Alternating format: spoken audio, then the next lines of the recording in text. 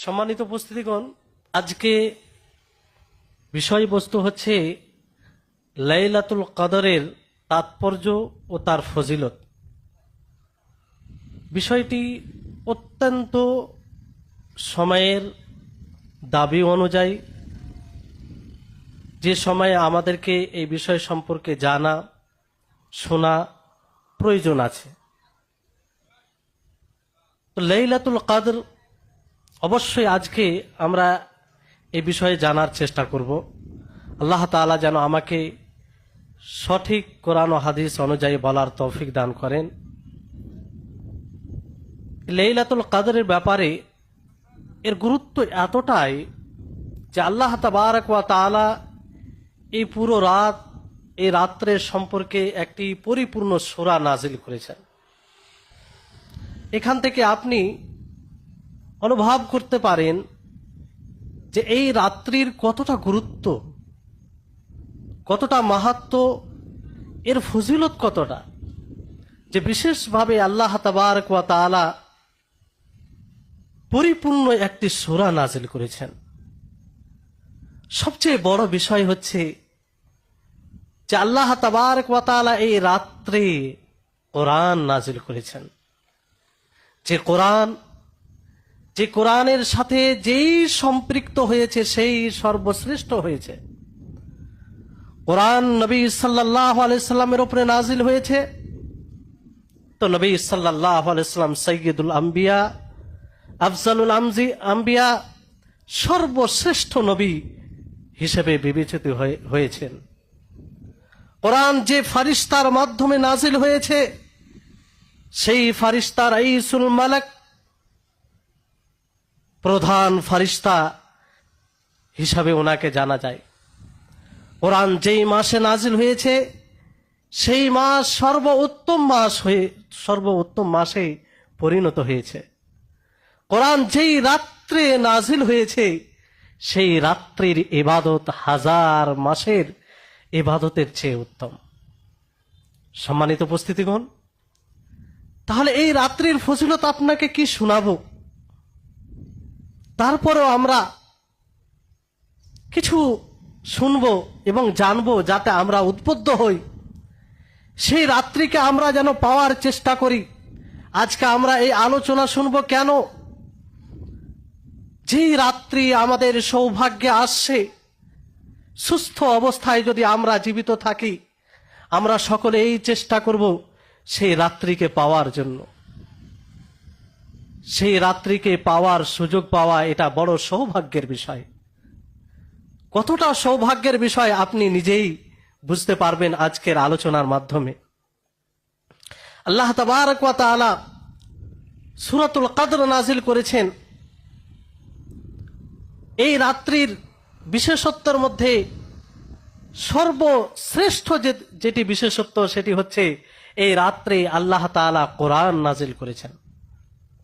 আল্লাহ তাআলা বলেন, ইন্না আনজালনাহু ফি লাইলাতিল কদর, যে আমি কোরআনুল কারীমকে কদরের রাত্রিতে, সম্মানের রাত্রিতে নাজিল করেছি। যেই কোরআনের ব্যাপারে আপনাদেরকে বলা হলো যে কোরআনের সাথে যেই সম্পৃক্ত হয়েছে সেই সর্বোত্তম হয়েছে। যেই উম্মতের উপরে নাজিল হয়েছে, সেই উম্মত সর্বশ্রেষ্ঠ উম্মতে পরিণত হয়েছে। উম্মতে মুহাম্মাদিয়া, যতগুলো উম্মত এসেছে, সমস্ত উম্মতের মধ্যে সর্বশ্রেষ্ঠ উম্মত হচ্ছে উম্মতে মুহাম্মাদিয়া। কেন? এই উম্মতে মুহাম্মাদের উপরে কোরআন যেমন গ্রন্থ নাজিল হয়েছে। ইন্না আনজালনাহু ফি লাইলাতিল কদর।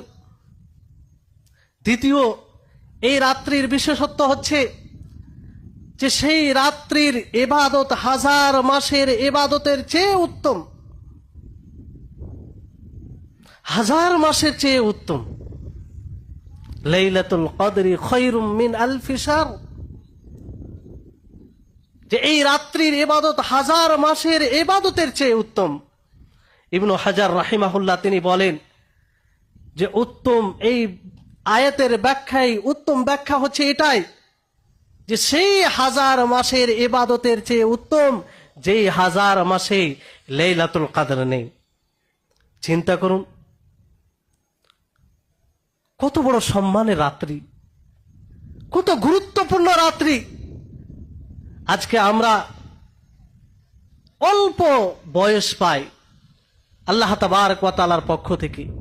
এই অল্প বয়সে আমরা গুনাহ করি, কত রকম পাপ করি, অনেক সময় নষ্ট করি।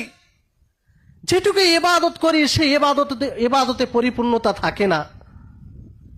এরপরে যদি আমরা আল্লাহ তাআলার পক্ষ থেকে সুযোগ পাই যে একটি রাত ইবাদত করে হাজার মাসের ইবাদতের চেয়ে উত্তম, হাজার মাসে ইবাদত করে যতটা নেকি পাবো তার চেয়ে অধিক নেকির উত্তরাধিকারী হতে পারবো, তার চেয়ে অধিক নেকি অর্জন করতে পারবো। এখানে হাজার মাসের ইবাদতের সমতুল্য নেকি বলা হয়নি, বরং তার চেয়ে উত্তম নেকি বলা হয়েছে।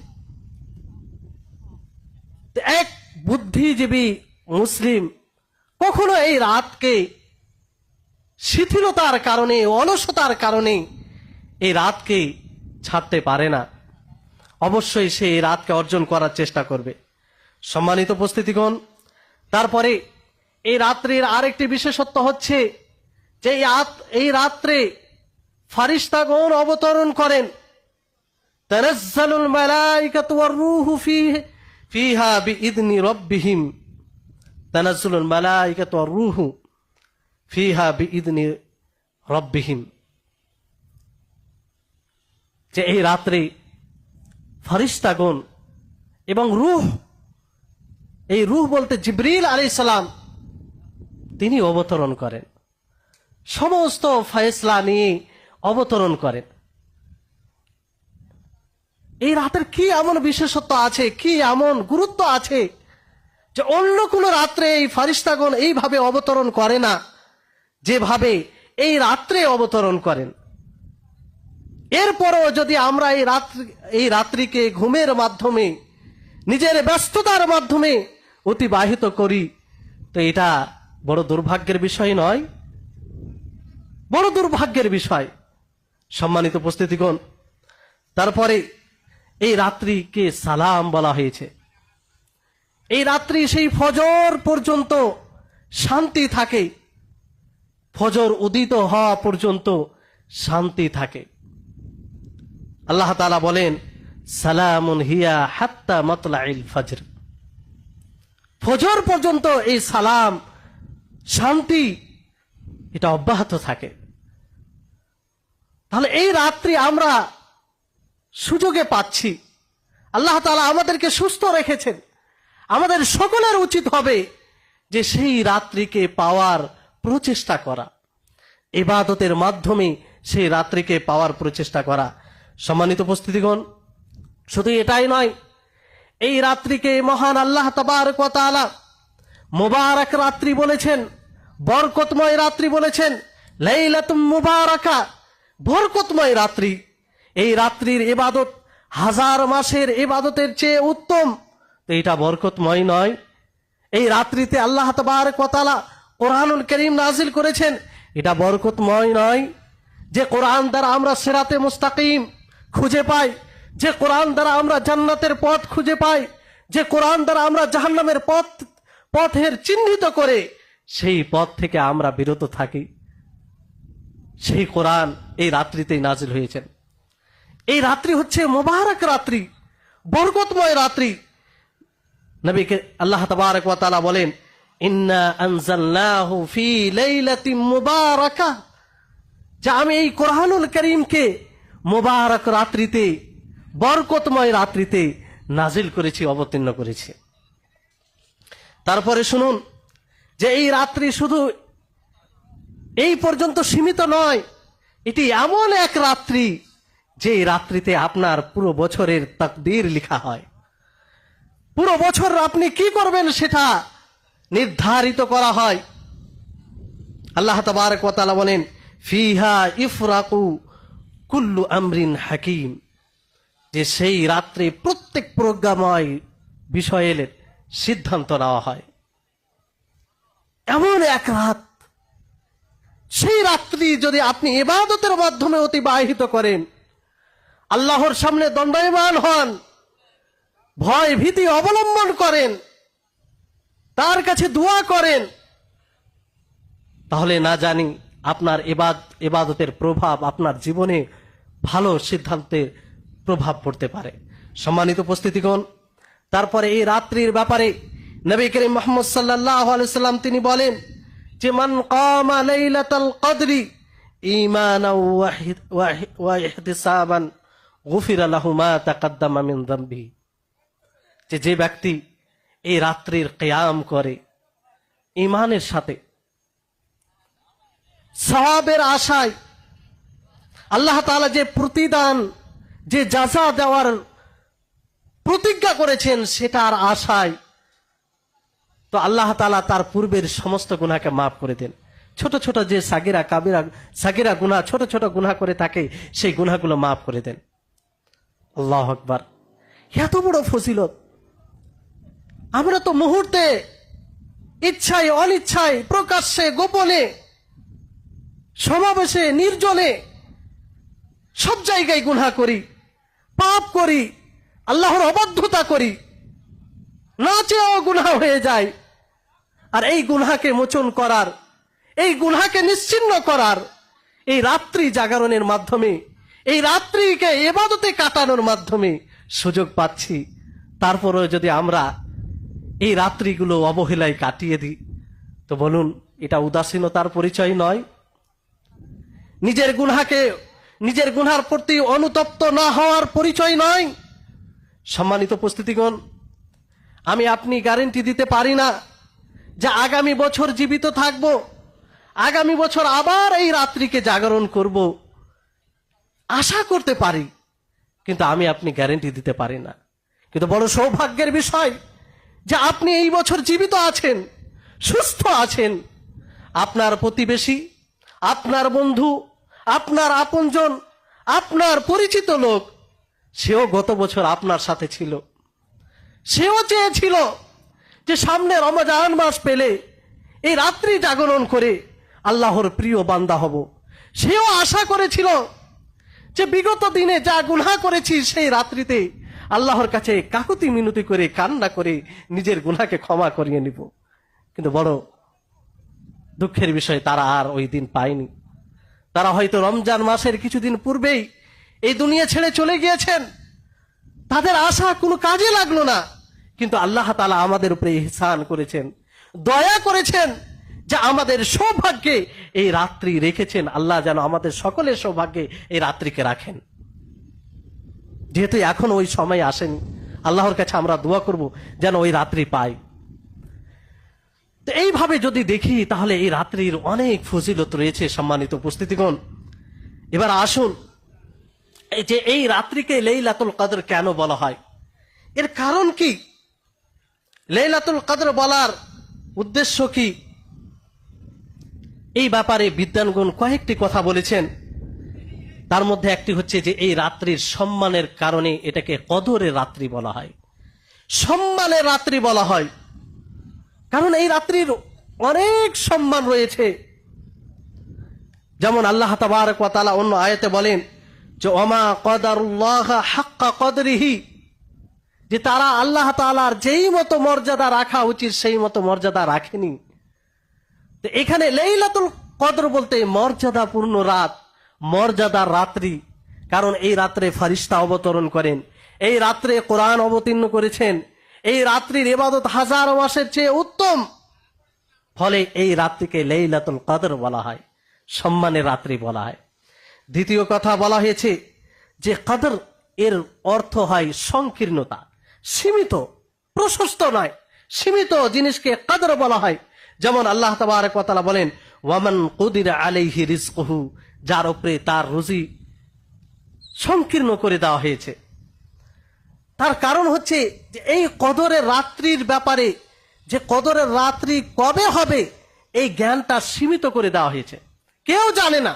ফলে এই রাত্রিকে কদরের রাত্রি বলা হয়। অনেকেই বলেছেন যে এই রাত্রিতে এত এত ফেরেশতাগণ অবতরণ করেন যে জমিন সংকীর্ণ হয়ে যায়, জমিন সংকীর্ণ হয়ে যায়। আপনার জন্য, আপনার উপরে শান্তি বর্ষণ করার জন্য, আল্লাহ তাবারক ওয়া তাআলা এতগুলো ফেরেশতা অবতরণ করেন যে জমিন সংকীর্ণ হয়ে যায়। ফলে এই রাত্রিকে লাইলাতুল কদর বলা হয়।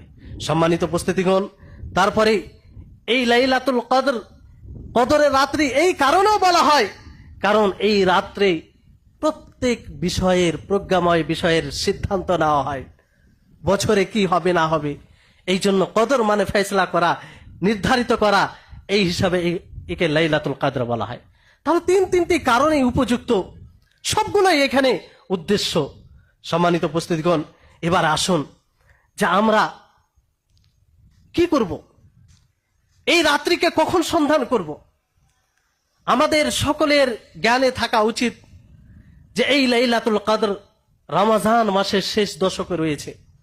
ফলে আমাদের সকলের উচিত হবে যে এই রমজান মাসের শেষ দশকে সেই রাত্রিকে খোঁজ করা, সেই রাত্রিকে সন্ধান করা, সেই রাত্রিকে পাওয়ার প্রচেষ্টা করা এবং আল্লাহর কাছে দোয়া করা যে হে আল্লাহ, যেন আমি সেই রাত্রিকে পেয়ে তোমার নিকটে ধন্য হতে পারি, হাজার মাসের ইবাদতের চেয়ে বেশি নেকি অর্জন করতে পারি।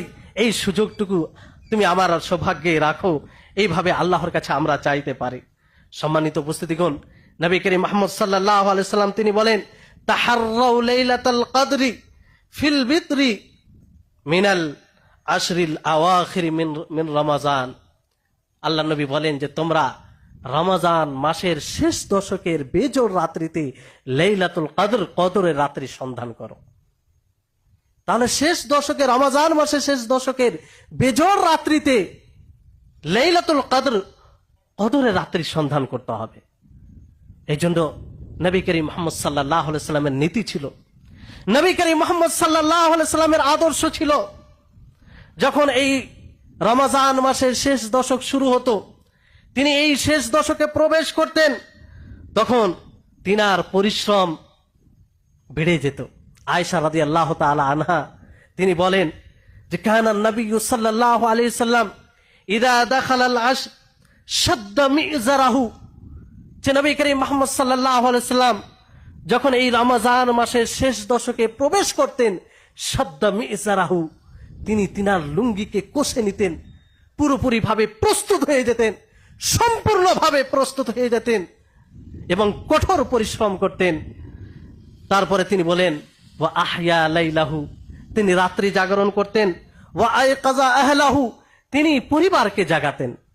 সম্মানিত উপস্থিতিগণ, যদি নবীর এই অবস্থা হয়, সাইয়্যিদুল আম্বিয়া, আফজালুল আম্বিয়া, যিনি সর্বসম্মানিত ইহকালে ও পরকালে, তার ইবাদতের যদি এই অবস্থা হয়, আমরা গুনাহগার, পাপী, আমরা মুহূর্তে মুহূর্তে গুনাহ করি, তা আমাদের ইবাদতে কতটা পরিশ্রমী হওয়া উচিত। আমাদের তো আরো বেশি প্রয়োজন নেকি অর্জন করার। এই জন্য এই রমজান মাসের শেষ দশক আর একদিন পরেই শুরু হয়ে যাবে। অতএব সকল ভাইকে, এখানে যিনারা আছেন, সকল ভাইকে অনুরোধ করব যে বাকি 11টি মাস পরিশ্রম করেন নিজের জন্য, দুনিয়ার জন্য, পরিবারের জন্য, কিন্তু এই রমজান মাসের শেষ দশককে আপনি নিজের আখিরাত তৈরি করার জন্য নির্ধারিত করেন। আপনার আয় কম হোক, ইনশাআল্লাহ আল্লাহ তাআলা বারাকা দিবেন। এই রমজান মাসের শেষ দশকে কঠোরভাবে ইবাদত করেন, যেটা নবী করিম মুহাম্মদ সাল্লাল্লাহু আলাইহি সাল্লামের নীতি ছিল, যেটা নবী করিম মুহাম্মদ সাল্লাল্লাহু আলাইহি সাল্লামের আদর্শ ছিল। লাকাদ কানা লাকুম ফি রাসূলিল্লাহি উসওয়াতুন হাসানা। নবী সাল্লাল্লাহু আলাইহি সাল্লামের জীবনীতে আমাদের সকলের জন্য উত্তম আদর্শ রয়েছে, উত্তম নমুনা রয়েছে। ফলে নবী সাল্লাল্লাহু আলাইহি সাল্লামের যে পদ্ধতি, সেটাই আমাদেরকে অবলম্বন করা উচিত। সম্মানিত উপস্থিতিগণ, তারপর মনে রাখবেন, আমরা যদি এই সুস্থ থাকা অবস্থায় এই রমজান মাসের শেষ দশককে পাওয়ার পরেও যদি এই রাত্রি থেকে বঞ্চিত হয়ে যায়, আল্লাহ বলছি, আল্লাহর কসম করে বলছি যে আপনি বড় এক কল্যাণ থেকে বঞ্চিত হয়ে যাবেন। এটা আমার কথা নয়, নবী করিম মুহাম্মদ সাল্লাল্লাহু আলাইহি সাল্লামের ভাষ্য অনুযায়ী। নবী করিম মুহাম্মদ সাল্লাল্লাহু আলাইহি সাল্লাম বলেন যে তিনি বলেন যে দাখালা রমজান ফাকালা রাসূলুল্লাহ সাল্লাল্লাহু আলাইহি সাল্লাম, যে রমজান মাস প্রবেশ করলো, রাসূল সাল্লাল্লাহু আলাইহি ওয়াসাল্লাম বলেন, ইন্না হাদা শাহরা কাদ হাদারাকুম, যে এই পবিত্র মাস, মুবারক মাস তোমাদের নিকটে উপস্থিত হয়েছে। ওয়া ফীহি লাইলাতুন খায়রুম মিন আলফি শাহর, এই মাসে এমন একটি রাত রয়েছে যে রাত্রির ইবাদত হাজার মাসের ইবাদতের চেয়ে উত্তম। মান হারুমাহা হারুমাল খায়রা কুল্লাহা, যে ব্যক্তি এই রাত্রির কল্যাণ থেকে বঞ্চিত হলো, সে সমস্ত কল্যাণ থেকে বঞ্চিত হলো। তারপরে তিনি বলেন, ওয়ালা ইয়াহরুমু খায়রাহা ইল্লা মাহরুম, একমাত্র প্রকৃত বঞ্চিতকারী সেই রাত্রির কল্যাণ থেকে বঞ্চিত হতে পারে। সম্মানিত উপস্থিতিগণ, আপনাদেরকে বলি, আপনি কি সেই প্রকৃত বঞ্চিতকারীদের অন্তর্ভুক্ত হতে চান? রাসূল সাল্লাল্লাহু আলাইহি সাল্লামের ভাষ্য অনুযায়ী, কারণ একজন বুদ্ধিজীবী মুসলিম, একজন মুমিন কখনো এই সুযোগকে হাতছাড়া করতে পারে না। তারপরে আসুন, যে এই রাত্রে আপনি কি কি আমল করবেন, কিভাবে এই রাত্রি অতিবাহিত করবেন। নবী করিম মুহাম্মদ সাল্লাল্লাহু আলাইহি সাল্লামের নীতি ছিল, যেটা আপনারা শুনলেন, যে তিনি অধিকভাবে ইবাদত করতেন। আল্লাহ নবীর একটি আমল ছিল, তিনি ইতিকাফ করতেন। ইতিকাফ একটি বহুমুখী ইবাদত, আর ইতিকাফ করতে গেলে এই রাত্রি পাওয়ার বেশি সম্ভব না। কারণ ইতিকাফের উদ্দেশ্যই হচ্ছে যে আপনি রমজানের শেষ দশককে আল্লাহর ইবাদতের জন্য খাস করে দিলেন, মসজিদে অবস্থান করে। ইতিকাফ করতে গেলে সবসময় আপনি ইবাদতে মগ্ন থাকবেন, ফলে এই রাত্রি কোনো মতেই আপনার কাছ থেকে ছুটবে না। তো ইতিকাফ যদি সম্ভব হয় তো ইতিকাফ করবেন। নবী সাল্লাল্লাহু আলাইহি সাল্লাম তিনি ইতিকাফ করতেন। তারপরে এই রাত্রির কিয়াম করবেন কিভাবে? আল্লাহর উপরে ঈমান রেখে, আর আল্লাহর উপরে ঈমান রেখে, অর্থাৎ আল্লাহ তাবারক ওয়া তাআলা যে এই কিয়াম করার প্রতিদানের কথা বলেছে, তার উপরে বিশ্বস্ত হয়ে, দৃঢ় বিশ্বাস করে যে আমি যদি এই রাত্রির কিয়াম করি, আল্লাহর নবী মুহাম্মদ সাল্লাল্লাহু আলাইহি সাল্লাম যে বলেছেন, মান কামা রমাযানা মান কামা লাইলাতাল কদরি ঈমানাও ওয়া ইহতিসাবান গুফিরা লাহু মা তাকাদ্দামা মিন যামবিহি, আমি অবশ্যই এই প্রতিদানের অধিকারী হব। আল্লাহ তাআলা যে বলেছেন, লাইলাতুল কদরি খায়রুম মিন আলফি শাহর, যে এই রাত্রির ইবাদত হাজার মাসের ইবাদতের চেয়ে উত্তম, এই যে কথা আল্লাহ তাআলা বলেছেন প্রতিদানের কথা, এটা অবশ্যই আমি পাবো। এইরকম ভাবে বিশ্বস্ত হয়ে আপনি এই রাত্রিকে ইবাদতে অতিবাহিত করবেন। সম্মানিত উপস্থিতিগণ, তারপরে দোয়া করবেন, এই রাত্রিতে বেশি করে দোয়া করবেন। আয়েশা রাদিয়াল্লাহু তাআলা আনহা নবী করিম মুহাম্মদ সাল্লাল্লাহু আলাইহি সাল্লামকে জিজ্ঞাসা করেন যে আমি এই রাত্রিকে যদি পাই তাহলে কি দোয়া পড়ব? নবী করিম মুহাম্মদ সাল্লাল্লাহু আলাইহি সাল্লাম তিনি বলেন, উলি আল্লাহুম্মা ইন্নাকা আফুউন তুহিব্বুল আফওয়া ফাআফু আন্নি, যে তুমি এই দোয়া পড়বে, আল্লাহুম্মা ইন্নাকা আফুউন, যে হে আল্লাহ তুমি ক্ষমাশীল, তুমি ক্ষমাকে পছন্দ করো, তুমি আমাকে ক্ষমা করে দাও, তুমি আমাকে মাফ করে দাও। যে 11 মাস গুনাহ করেছি, পাপ করেছি, অন্যায় করেছি, জুলুম করেছি, আল্লাহ তুমি আমাকে ক্ষমা করে দাও, কারণ তোমার রহমতের ভিখারি, তোমার দয়ার ভিখারি, তোমার সাহায্যের ভিখারি। সম্মানিত উপস্থিতিগণ, আপনারা জানেন বর্তমান সময়ের কি অবস্থা, যে মুসলিমদের উপরে কিভাবে নির্মম জুলুম হচ্ছে, শিশুদেরকে হত্যা করা হচ্ছে, মুসলিমদেরকে এই জন্য হত্যা করা হচ্ছে যে তারা মুসলিম। আজকে আমরা কি করে স্থির থাকতে পারি? আমাদের হৃদয়ে কি এগুলোর কম্পন আসে না? আমরা এই পবিত্র রমজান মাসে আল্লাহর কাছে কাকুতি মিনতি করে কি চাইতে পারি না, দোয়া করতে পারি না? সেই মাজলুম মুসলিমদের জন্য দোয়া করতে পারি না? যদি আমরা এটুকু না করি, তাহলে কোথায় সেই আল মুসলিম ও আখুল মুসলিমের পরিচয়? কোথায় সেই ইসলামী ভ্রাতৃত্ব?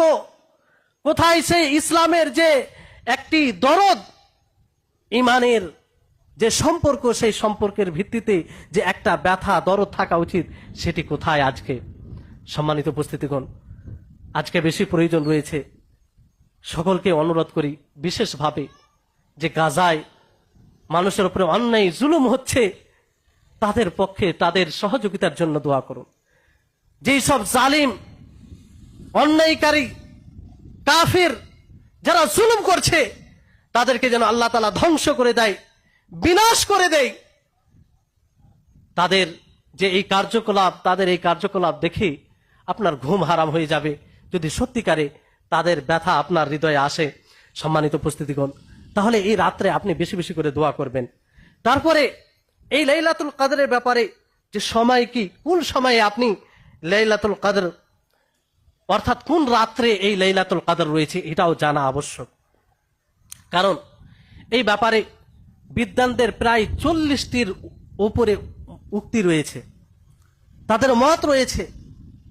বড় বড় উলামায়ে কেরামদের, মুহাদ্দিসিন, ইমামদের মত রয়েছে। এর মধ্যে সর্বোত্তম যেটা মত বলা হয়, যে এই রমজান মাসের শেষ দশকের বেজোড় রাত্রিতে লাইলাতুল কদর রয়েছে। কারণ নবী করিম মুহাম্মদ সাল্লাল্লাহু আলাইহি সাল্লাম বলেন যে তাহাররাউ লাইলাতুল কদরি ফিল ভিতরি মিনাল আশরিল আওয়াখির মিন রমাজান, যে তোমরা এই রমজান মাসের শেষ দশকের বেজোড় রাত্রিতে লাইলাতুল কদরকে সন্ধান করো, কদরের রাত্রিকে সন্ধান করো। তাহলে এখান থেকে এটা স্পষ্ট যে রমজান মাসের শেষ দশকে এই রাত্রি রয়েছে। কিন্তু বিষয়টা হচ্ছে এইরকম ভাবে আরো অনেক রিওয়ায়াত আছে, কোন রিওয়ায়াত দ্বারা এটা প্রমাণিত হয় যে এই লাইলাতুল কদর 21 রাত্রে হতে পারে, এই লাইলাতুল কদর 23 রাত্রিতেও হতে পারে, এই লাইলাতুল কদর 27 রাত্রিতেও হতে পারে। এই জন্য অনেকেই বলেছেন যে 27 রাত্রিতেই নিশ্চিত বলে দেয়, কিন্তু এটা সঠিক নয়। নবী করিম মুহাম্মদ সাল্লাল্লাহু আলাইহি সাল্লাম যে তিনি ভুলে গিয়েছিলেন, এই কারণে যাতে তার উম্মতে মুহাম্মাদিয়া এই রমজান মাসের শেষ দশকের পুরো রাত্রি জাগরণ করে অধিক নেকি অর্জন করতে পারে। সম্মানিত উপস্থিতিগণ, তাহলে এটার বিস্তারিত আলোচনার দিকে আমি যাচ্ছি না, এর সার মর্ম আপনাদের সামনে তুলে ধরছি। দেখুন, কারণ আপনারা শুনলেন যে এই রাত্রির ফজিলত কত। এই রাত্রিকে যদি আমরা ইবাদতে অতিবাহিত করতে পারি, আমাদের সৌভাগ্যে থাকে, তাহলে কতটা আমরা লাভবান হব, কতটা আমরা উপকৃত হব, এটা আপনাদের নিকটে সুস্পষ্ট। ফলে আমাদের পক্ষ থেকে এই প্রচেষ্টা থাকবে যাতে কোনো মতেই আমাদের জীবন থেকে এই রাত্রি না ছুটে যায়। এই জন্য আমাদের কি করতে হবে? সতর্কতামূলক আপনি রমজান মাসের শেষ দশকের সম্পূর্ণ রাত্রি জাগরণ করুন, সম্পূর্ণ রাত্রি ইবাদতে অতিবাহিত করুন। এই কথা কেন বলছি? দেখুন, নবী করিম মুহাম্মদ সাল্লাল্লাহু আলাইহি সাল্লাম তিনি বলেন যে রমজান মাসের শেষ দশকের বেজোড় রাত্রিতে তোমরা কদরের রাত্রির সন্ধান করো। আল্লাহর নবী মুহাম্মদ সাল্লাল্লাহু আলাইহি সাল্লাম তিনার ভাষ্য অনুযায়ী রমজান মাসের শেষ দশকের বেজোড় রাত্রি দুই দিক দিয়ে আমরা দেখতে পারি। একটা হচ্ছে অতীতের দিক দিয়ে, অর্থাৎ এক রমজান দিক দিয়ে, এক রমজান থেকে আমরা যখন গণনা করে দেখব শেষ পর্যন্ত সেই দিক দিয়ে বেজোড় রাত্রি। তো সেই দিক দিয়ে যদি আমরা বেজোড় রাত্রি দেখি, তাহলে 21 রাত্রি এবং 23 রাত্রি, 25 রাত্রি, 27 রাত্রি, 29 রাত্রি বেজোড় রাত্রি হয়। এতে কোনো সন্দেহ নেই। কিন্তু বিষয়টি হচ্ছে এখানে যে নবী করিম মুহাম্মদ সাল্লাল্লাহু আলাইহি সাল্লাম শেষ দশকে 21 রমজান থেকে নিয়ে বাকি দিন হিসেবেও বেজোড় রাত্রি বলেছেন। তো বাকি দিন হিসেবে যদি আল্লাহর নবী বেজোড় রাত্রি বলে থাকেন, যেমন আল্লাহ নবী বলেন যে তোমরা লাইলাতুল কদর সন্ধান করো নবম রাত্রিতে, সপ্তম রাত্রিতে এবং পঞ্চম রাত্রিতে, তাহলে বলুন যে এই নবম রাত্রি যদি 29 মাস হয়, তাহলে কিন্তু এই নবম রাত্রি 21 রাত হচ্ছে, এতে কোনো সন্দেহ নেই। মানে ঠিক আছে, যদি 30 মাস হয়, মানে 30 দিন হয় মাস, তাহলে এই নবম রাত্রি 22 রাত্রি হয়ে যাচ্ছে। আপনি হিসাব করুন, হিসাব করে এটাই পাবেন। সেই 30 থেকে গণনা করে আসুন, তাহলে নবম রাত্রি 22 রাত্রি হচ্ছে, আর সপ্তম রাত্রি 24 রাত্রি হচ্ছে, পঞ্চম রাত্রি আপনার 26 রাত হচ্ছে। তাহলে এইভাবে জোড় রাত্রি বেজোড় হয়ে যাচ্ছে, বেজোড় রাত্রি জোড় হয়ে যাচ্ছে। যদি 30 মাস হয়, তো যেটাকে আমরা বেজোড় রাত্রি মনে করছি সেটা জোড় রাত্রিতে পরিণত হয়ে যাচ্ছে। এই কথাটা আমি নিজের পক্ষ থেকে বলছি না, আপনারা হয়তো অনেকে মনে করবেন যে এটা হয়তো নিজের পক্ষ থেকে ব্যাখ্যা করছি না। আবু সাঈদ খুদরি রাদিয়াল্লাহু তাআলা আনহু তিনি নিজেই ব্যাখ্যা করেছেন। আল্লাহ নবী যে বলেছেন তোমরা নবম রাত্রিতে এই লাইলাতুল কদরকে সন্ধান করো, আর সপ্তম রাত্রিতে, পঞ্চম রাত্রিতে। তো তিনি বলেন যে নবম রাত্রি বলতে বুঝায় 21 রাত যাওয়ার পরে 22 রাত্রি, আর সপ্তম রাত্রি বুঝায় যে 23 রাত যাওয়ার পরে 24 রাত্রি। এটা আবু সাঈদ খুদরি রাদিয়াল্লাহু তাআলা আনহুর ব্যাখ্যা। তো সাহাবায়ে কেরাম রিজওয়ানুল্লাহি আলাইহিম আজমাইন এটাই বুঝেছেন। যাক, 1 মিনিটের জন্য মেনে নিলাম যে এই ব্যাখ্যা সঠিক নাও হতে পারে, আমি বলছি না, কারণ সাহাবীর এটা বুঝ, সাহাবী ব্যাখ্যা করেছেন, 1 মিনিটের জন্য মেনে নিন। কিন্তু তারপরে যখন সাহাবী এটা বুঝেছেন, তো এটা তো হতেও পারে। ফলে যদি এটা সঠিক হয়, তো আমরা শুধু আমাদের বুঝ অনুযায়ী 21, 23 এবং 25 আর 27, 29 রাত্রি জাগরণ করি। আর আবু সাঈদ খুদরি রাদিয়াল্লাহু তাআলার ব্যাখ্যা অনুযায়ী সেই ব্যাখ্যা যদি সঠিক হয়ে যায়, তাহলে সেই রাত থেকে আমরা বঞ্চিত হব না? বঞ্চিত হবে কি হবে না? ফলে ওলামাগণ, বেশিরভাগ প্রখ্যাত ওলামাগণ বলেছেন যে সতর্কতা হচ্ছে রমজান মাসের শেষ দশকের সমস্ত রাত্রি আমরা জাগরণ করব, যাতে এই রাত্রি আমাদের কাছ থেকে কোনো মতেই ছুটে না যায়, কোনো মতেই আমাদের হাতছাড়া না হয়। কারণ এটা সম্মানের রাত্রি, এটা বড় উপকারের রাত্রি। এই রাত্রিকে পেয়ে যাওয়া মানে 83 বছর আপনি ইবাদত করলেন, চিন্তা করুন। তো এই জন্য সকলেই এই রমজান মাসের শেষ দশকের সমস্ত রাত্রি জাগরণ করবেন। এবার আসুন, নির্যাস আপনাদেরকে বললাম, সমস্ত কথার দলিল বলতে গেলে এই বিষয়ে আলোচনা অনেকটা সময় লেগে যাবে, এই জন্য বেশি বিস্তারিত গেলাম না, আশা করি আপনারা বুঝতে পেরেছেন। এবার আসুন যে এই রাত্রি নির্ধারিত ভাবে কেন জানা যায়নি, এর হিকমা কি? আল্লাহ তাবারক ওয়া তাআলা এটা স্পষ্ট করতে পারতেন। এর হিকমা সম্পর্কে হাদিসেই বলা হয়েছে। হিকমা বলতে এর কারণ, কেন এটা মানে আমরা নির্ধারিত ভাবে জানতে পারিনি, কেন এটা নির্ধারিত মানুষের কাছে সুস্পষ্ট করা হয়নি। এর কারণ হিসাবে হাদিসে 2 রকম কথা এসেছে। হাদিসগুলো বলছি না কারণ সময় অল্প। যে একটি হাদিস হচ্ছে যে আল্লাহর নবী এই রাত্রি, নির্ধারিত রাত্রি জানতে পেরেছিলেন, সেটা খবর দেওয়ার জন্য আল্লাহ নবী বের হলেন। বের হওয়ার পরে দেখছেন 2 জন ব্যক্তি ঝগড়া করে। সেই তাদের ঝগড়া দেখে হয়তো তাদের সাথে কথা বলতে গিয়ে আল্লাহ নবী ভুলে যান। আল্লাহ নবী কি ভুলে যান? ফানুসিতুহা, আল্লাহ নবী বলে যে আমাকে ভুলিয়ে দেওয়া হয়েছে। আর আরেক রিওয়ায়াত দ্বারা এটা স্পষ্ট হয় যে আল্লাহ নবী স্বপ্নে জানতে পারেন যে এই রাত্রি কোন রাত্রিতে আছে, লাইলাতুল কদর, কদরের রাত্রি। তো আল্লাহ নবী স্বপ্নে দেখেন, যেমন তিনি জেগে ওঠেন তারপরে ভুলে যান। তা আল্লাহ নবী নিজেই তার ব্যাখ্যা করেন যে এতে তোমাদের জন্য কল্যাণ আছে, এতে তোমাদের জন্য কি আছে? কল্যাণ আছে। কারণ এই বাহানাতে এতে তোমরা সমস্ত রাত্রি জাগরণ করবে। আর যদি কোন রাত স্পষ্ট হয়ে যেত, বলা হতো যে এই রাত্রিতেই লাইলাতুল কদর রয়েছে, তো সকল মানুষ ওই রাত্রি জাগরণ করতো, বাকি রাতগুলো জাগরণ করতো না। তা আমাদের নিকটে যে এটা মানে অস্পষ্ট, ফলে কি করি? রমজান মাসের শেষ দশকের সমস্ত রাত্রি জাগরণ করি। তো যে রাত্রিতে আসল লাইলাতুল কদর, কদরের রাত্রি রয়েছে, তার তো সওয়াব আমরা পাবোই, সাথে সাথে বাকি যে আরো 9টি রাত্রি আমরা ইবাদতে কাটাবো, সেই রাত্রিরও নেকি পাবো। এটা আল্লাহ তাআলার ফজল, এটা আল্লাহ তাআলার অনুগ্রহ। সম্মানিত উপস্থিতিগণ, এটা হচ্ছে হিকমা, এই রাত্রিকে ভুলে যাওয়ার হিকমা। তারপরে এটা আসুন যে এই রাত্রি কিছু আলামত হাদিসে এসেছে যে আসলে কদরের রাত এটাই, এই হিসাবে কিছু আলামত এসেছে। সেই আলামতগুলো যদি দেখা দেয়, তাহলে আমরা বলতে পারি যে এটা লাইলাতুল কদর। সম্ভব না, বেশি করতে পারি। যেমন বলা হয়েছে যেই রাত্রে লাইলাতুল কদর হবে, কদরের রাত্রি হবে যেই দিনে, সেই দিন না ঠান্ডা না গরম, খুব ভালো পরিবেশ, খুব ভালো আবহাওয়া থাকবে, মানুষ প্রশান্তি লাভ করবে। ওই রাত্রি ব্যাপারে এইভাবে বলা হয়েছে, হাদিসের শব্দ, রাসূল সাল্লাল্লাহু আলাইহি সাল্লাম বলেন যে ইন্নী কুনতু উরিতু লাইলাতুল কদরি, যে আমাকে লাইলাতুল কদর, কদরের রাত্রি জানানো হয়েছে কিংবা দেখানো হয়েছে, সুম্মা নুসিতুহা, তারপর সেটাকে ভুলিয়ে দেওয়া হয়েছে। ওয়াহিয়া ফিল আশরিল আওয়াখিরি মিন লাইলাতিহা, আর এটা রমজান মাসের শেষ দশকে কোন রাত্রিতে রয়েছে। আর সেই রাত্রি না ঠান্ডা হবে না গরম হবে, সেটা উষার আলোর মতো রাত্রি হবে।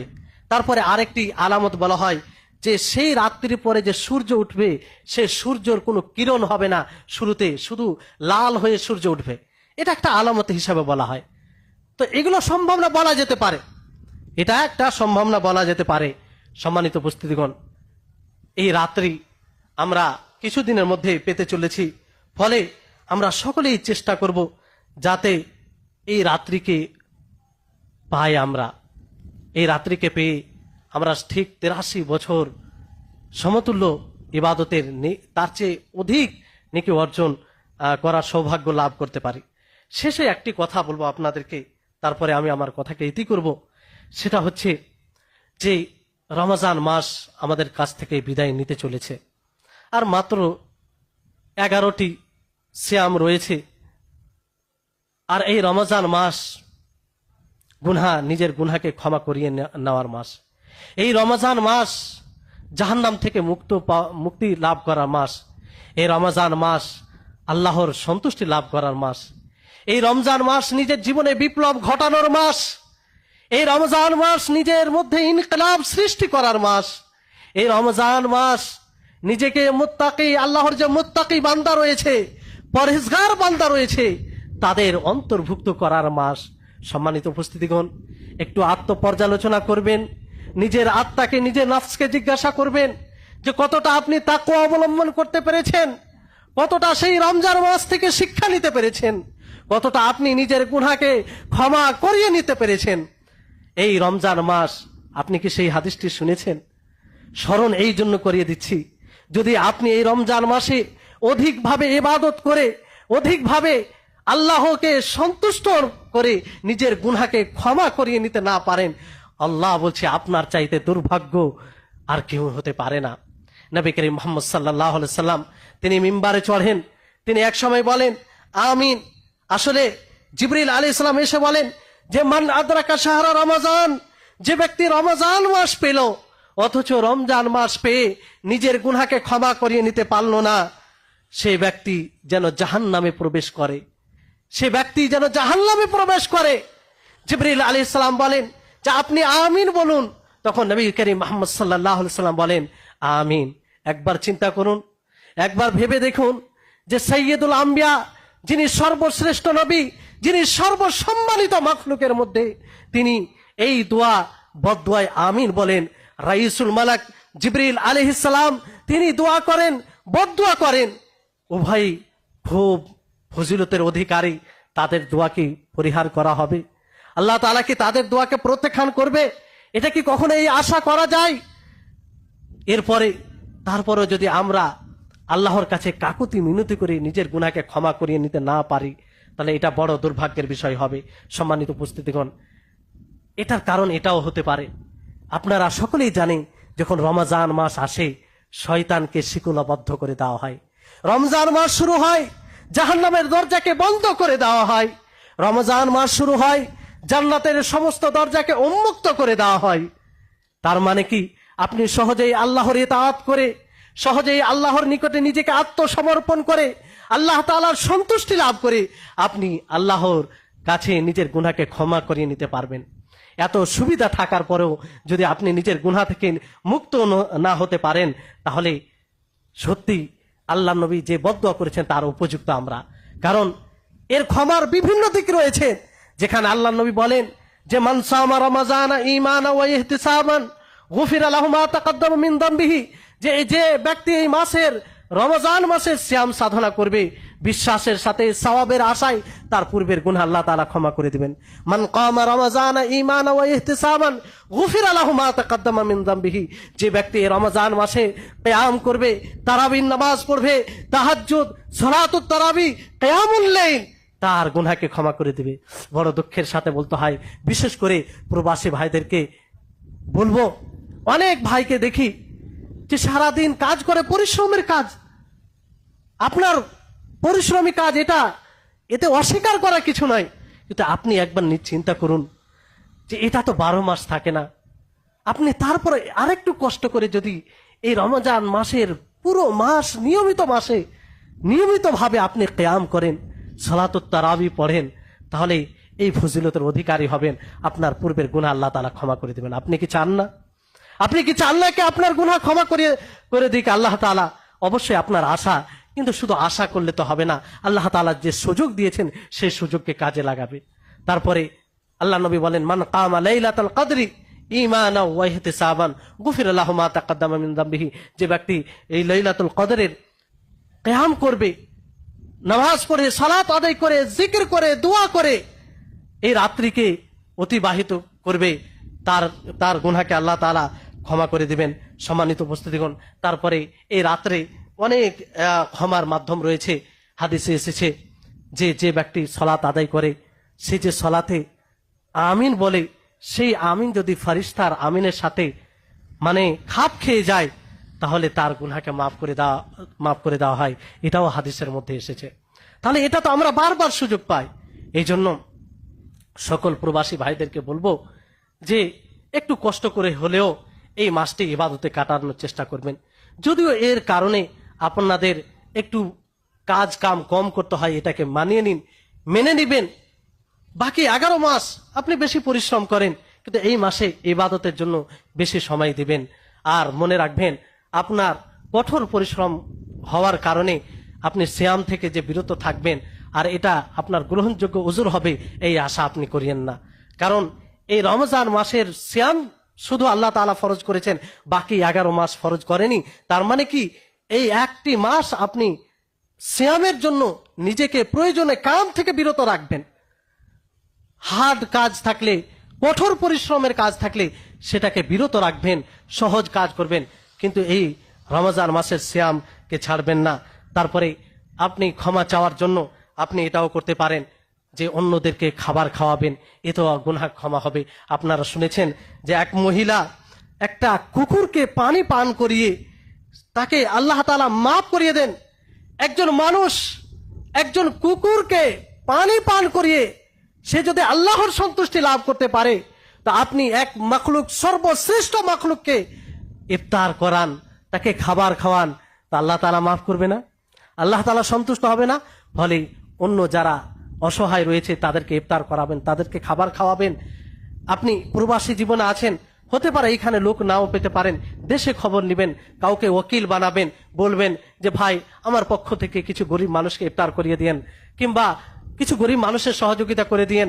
সামনে ঈদ আসছে, ঈদের কিছু খরচের জন্য কোনো ভাইকে দায়িত্বশীল বানিয়ে দিবেন। এটা আপনার ক্ষমার একটা অন্যতম কারণ হবে। সম্মানিত উপস্থিতিগণ, এই হচ্ছে লাইলাতুল কদর, এই হচ্ছে রমজান মাসের শেষ দশকে। আরো অন্য আমল রয়েছে, যে গুটি কয়েক কথা আপনাদেরকে বললাম লাইলাতুল কদরকে সামনে রেখে, এবং বিশেষ করে রমজান মাস যে আমাদের কাছ থেকে বিদায় নিচ্ছে, তো সেই বিদায়কালে আমরা সজাগ হয়ে আল্লাহর নিকটে কাকুতি মিনতি করে আমরা ক্ষমা চাইব, ইস্তেগফার করব, তওবা করব, অনুতপ্ত হব, এবং আগামী জীবনে যাতে আমরা গুনাহ না করি সেই প্রতিজ্ঞা করব। এখান থেকেই আমি আমার আলোচনাকে শেষ করছি, কারণ সময় হয়ে গেছে। তারপরে আরো কিছু কর্মসূচি রয়েছে যেগুলো হয়তো হবে, আর বেশি রাত্রি করাটাও ঠিক হবে না। আল্লাহ তাআলার কাছে দোয়া করি যে হে আল্লাহ, তুমি আমাদের সকলের সিয়ামকে কবুল করুন। হে আল্লাহ, তুমি আমাদের সকলের কিয়ামকে কবুল করুন। হে আল্লাহ, তুমি আমাদের সকলের সৌভাগ্যে সেই লাইলাতুল কদর সৌভাগ্যে যেন রাখো, আমরা যেন সকলেই সেই রাত্রিকে পাই, এর তৌফিক তুমি আমাদেরকে দান করো। হে আল্লাহ, এই ভরা মজলিসে আজ তোমার নিকটে তোমার পাপী বান্দা, তোমার গুনাহগার বান্দা, তোমার দয়ার ভিখারি, তোমার সাহায্যের ভিখারি, সেই নিরীহ মানুষের জন্য সেই নিরীহ মানুষের জন্য ভিক্ষা চাইছে। আল্লাহ, তুমি তাদের উপরে তাদের সহযোগিতা করো। যেসব জালিম, যেসব কাফির তাদের উপরে জুলুম করছে, অন্যায় করছে, আল্লাহ তুমি তাদেরকে ধ্বংস বিনাশ করো।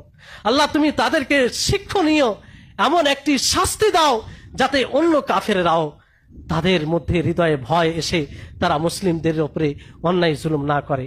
আমরা সকলেই গুনাহগার পাপী হলেও তোমার সহযোগিতা ছাড়া, তোমার রহমত ছাড়া আমরা জীবিত থাকতে পারি না। ফলে তোমার রহমতের এই ভিখারি হয়ে, তোমার দয়ার ভিখারি হয়ে তোমার কাছে চাইছি, তুমি তাদেরকে এই বিপদ থেকে উদ্ধার করো, এবং যারা এই তাদের উপরে অন্যায় করছে তাদেরকে তুমি ধ্বংস করো, এবং যারা এই রমজান মাস পাওয়ার পরেও এই শরীয়তমুখী হয় না, শরীয়তের প্রতি আগ্রহী হয় না, তাদেরকে তুমি হেদায়েত দান করো। যারা অসুস্থ রয়েছে তাদেরকে তুমি সুস্থতা দান করো। যারা আমাদের মধ্যে অসুস্থতার কারণে রোজা রাখতে পারে না তাদেরকে বিশেষভাবে সুস্থতা দান করো। আমাদের সকলকে তুমি সার্বিকভাবে ইবাদতে অগ্রগামী হওয়ার তৌফিক দান করো। ওয়া আখির দাওয়ানা আনিল হামদুলিল্লাহি রাব্বিল আলামিন। আসসালামু আলাইকুম ওয়া রাহমাতুল্লাহি ওয়া বারাকাতুহু।